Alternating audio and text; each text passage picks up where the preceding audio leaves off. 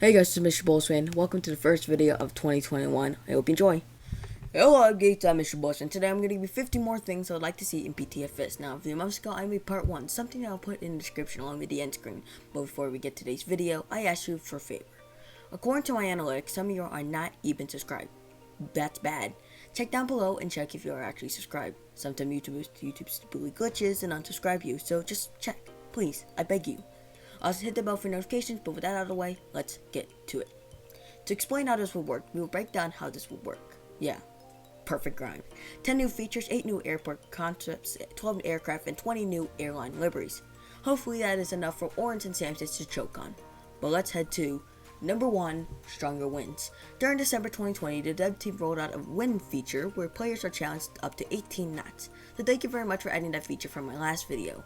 Anyway, though 18 knots is very challenging, it's still hard. According to Skyscanner, 30 to 35 knots of wind would halt all takeoffs and landings, far bigger than the 18 knots max. It would be very challenging for even the pros of the game and would give bigger opportunities for crash stories along with landing competitions. Number 2, microbursts. An add-on to number 1, this would be a very cool feature that enhances the difficulty of your landing your Ryanair 737. Self-explanatory unless you're like the 45th President of the United States, but this would give a new level to landings. Number 3, replays. Yes, replays are something I would like to see personally.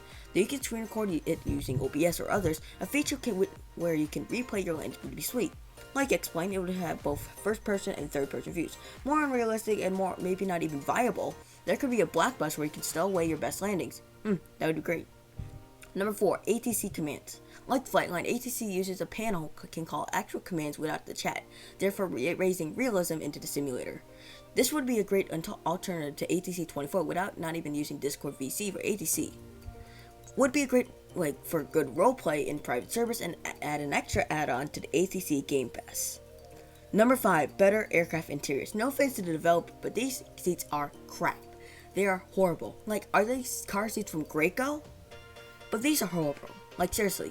Also, why the heck only 1/8 of the aircraft is filled? I appreciate what they did for the Air Force 747 where our president is tweeting out right now, but jokes aside, the seats must be better. Laboratories and galleys would be great. For cargo aircraft, just put cargo. I know it's dumb wording, but I know. Number 6, unique ATC towers. Now, not much of a feature, and it's very small difference, but why there's no difference between Mellors, Rockford's, Perfs, and Lanarka's towers? I can appreciate the uniqueness in Barras and Lucas towers, where you had to replicate due to its popularity in real life, but switch it up and not get lazy. It's getting slacking.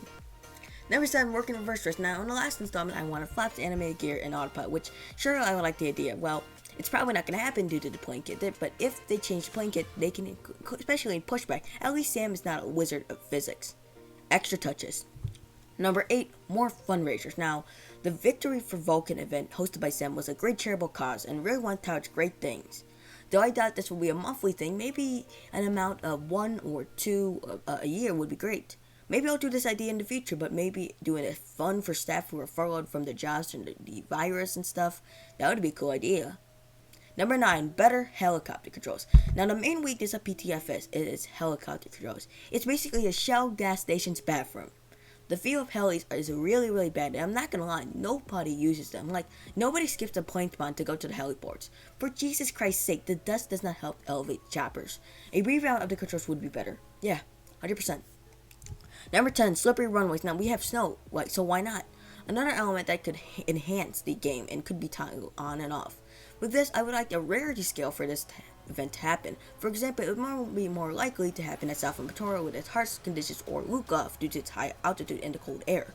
Would be more impossible for Izarani or the RAF granted due to its sandy environment. Now that's all the features. Yeah, 10. Now let's move on to our airport contests, 8 of them to be exact. So, number 11, Princess Juliana International Airport.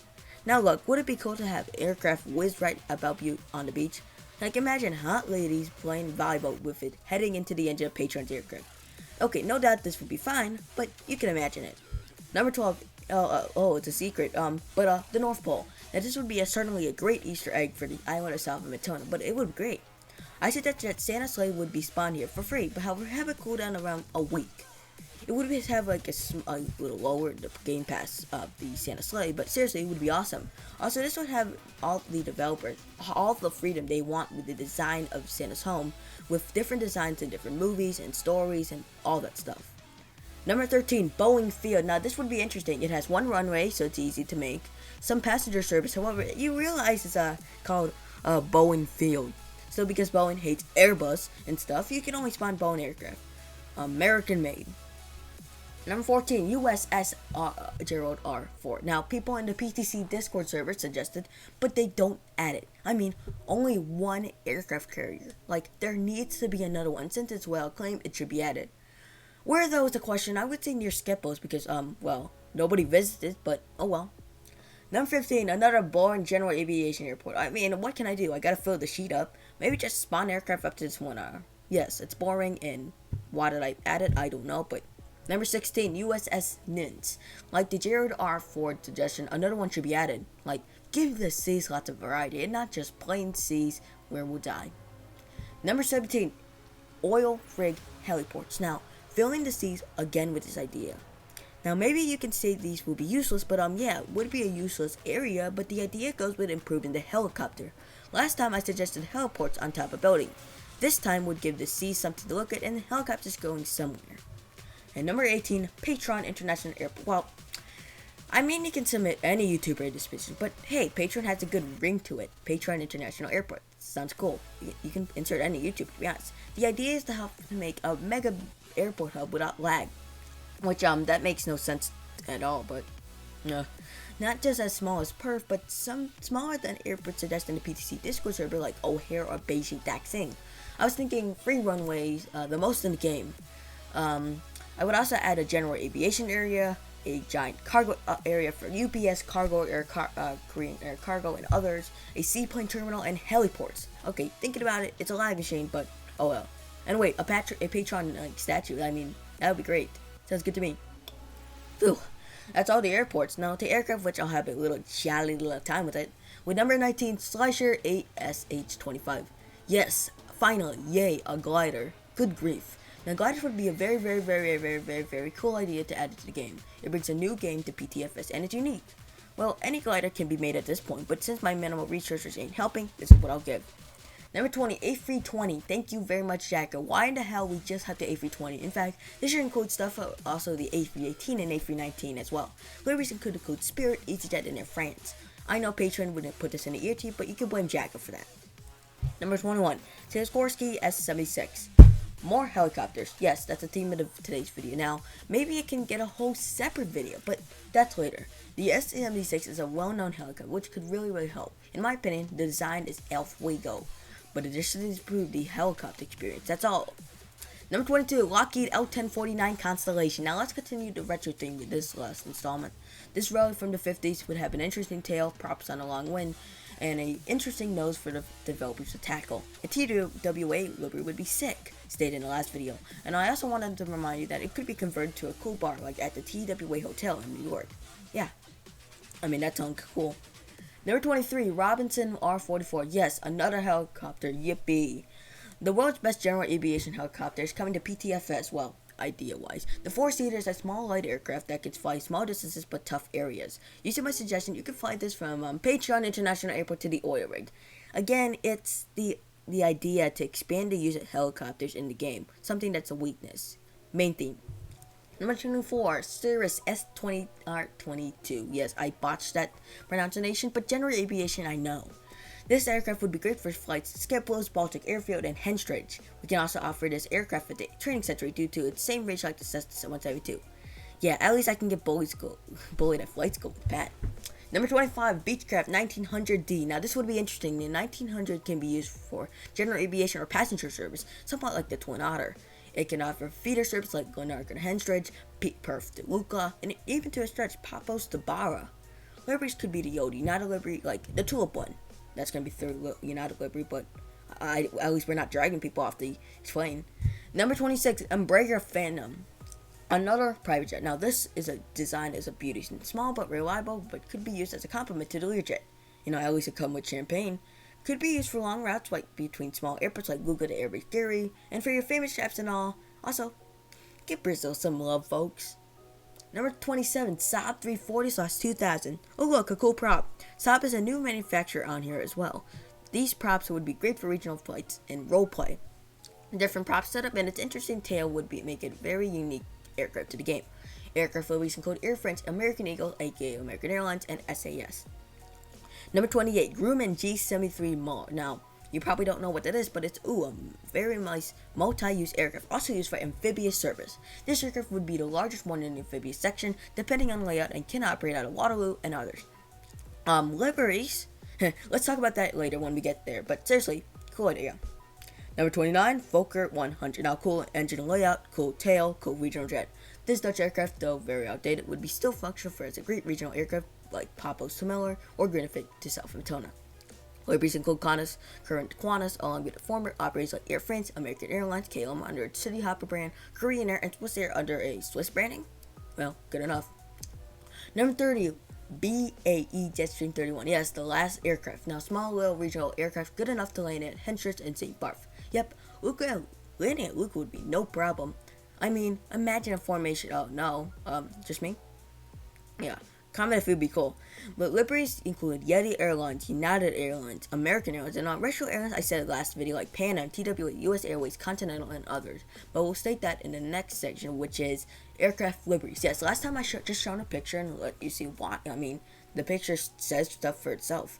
However, though it still be the case, I'll touch on the some of these were good ones along with safety aircraft the airline liveries would be applied to. But Austrian Airlines, A320, Boeing 767, Boeing 77, and Q400. Japan Airlines at number 32, A350, 737, 767, 777, 787. Sun Country, 737. At number 33. Number 34, Virgin Australia with the 737, Fokker 100 if you want to add face aircraft that have been since removed, A330 and 777. Number 35, Lion Air, A330 and 737. Face aircraft include 747. Number 36, Eva Air, though Hello Kitty style would be DMCA takedown. Great. A330, 777, passenger and cargo, and 787. Number 37, Avro Vulcan Camo. Yes, cool. Hashtag victory for Vulcan. Number 38, Malaysia Airlines. A330, A350, A380, 737. One older aircraft, 777, Twin Otter, MD-11. Number 39, Wizz Air, with its aircraft of A320, A330 cargo, if there even is in the game. Number 40, Iberia, its aircraft A320, A330, A350. Formerly include A340, 737, 747, 757, and 757. Number 41, TAP Air Portugal with its A320 and A330. You want to go flashback, A340, 737, 747, and the Twin Otter. Number 42, Mamba livery. Yes, a sports fan, but for Sikorsky, S77 would pay respect for his mark on the road. Rest in peace, Kobe Bryant. Number 43, Etihad, A320, A380, 777, passenger and cargo, 787, and old A330s, A340s, 747, 767, and the MD-11 cargo. Number 44, Logan Air, great for Barra. I mean, they served there. Twin Otters and Saab 340s. Now for 45, now this will be a unique idea. It's called YouTube liveries, like that RFS Flight Sim mobile game. I forgot what it's called, but yes. But maybe like 500 subscribers to get a livery, so maybe you can see a Patreon livery, a West Plays livery, or even a MrBullsFan livery. Yeah, I think that would be an interesting idea. Retro liveries, me like it. And number 46, Chalk International Airlines. Yes, founded in 1917 and closed like 15 years ago, I guess. Grumman Mallard would get a cool livery. Yeah. Number 47, Northwest Airlines, merged with Delta, awesome livery, used for 747 passenger and cargo versions, 757 A320s, and A330s. Nice. Number 48, ATA, yes, America's Charter Airline, or American Trans Air. Aircraft could include the Jetstream, the South 340 from last installment, like the 707, 757, 737. It also had an executive fleet, so maybe Bell helicopters and Learjets would be cool. Number 49, America West Airlines, which if you didn't know, actually owns American Airlines. It's complicated, but the people America West bought US Airways in 2005, but actually used a US Airways name. Same can be said about the American Airlines merger, where US Airlines purchased them in 2015 and used the AA branding. But yes, history lesson. But aircraft include the A320, 737, 757, 747, Q400, and CRJ 700. Right? Number 50, finally I can kiss my feet. Yes, sound weird. Yeah. But WOW Air. The purple livery would be appealing to your eyes unless you want them burned. Aircraft would include A320 and A330. Phew! I'm tired, and I have the right to have a snack. Otherwise, that is 50 new things I would like to add in PTFS. Ideas? Put them in the comments and I'll try to squeeze them in a possible new installment of this series. Before we end, I want to say thank you for Stam and Orange for a great game and also adding the ideas from the last video like weather and wind, which by the way, that video will be on the end screen. Go watch it. But again, subscribe if you're new, and if some of you forgot to hit the bell, hit the bell. But guys, thanks for watching. As always, watcher, take flight. See ya.